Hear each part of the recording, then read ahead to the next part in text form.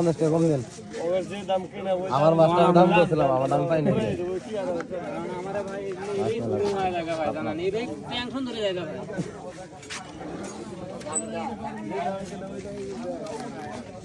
এক কেজি দিয়ে 900 টাকা ধরতেছে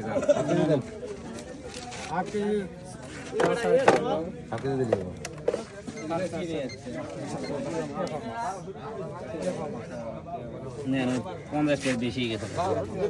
550 গ্রাম হয়েছে 11 কাটা দিন 600 গ্রামে আনন্দ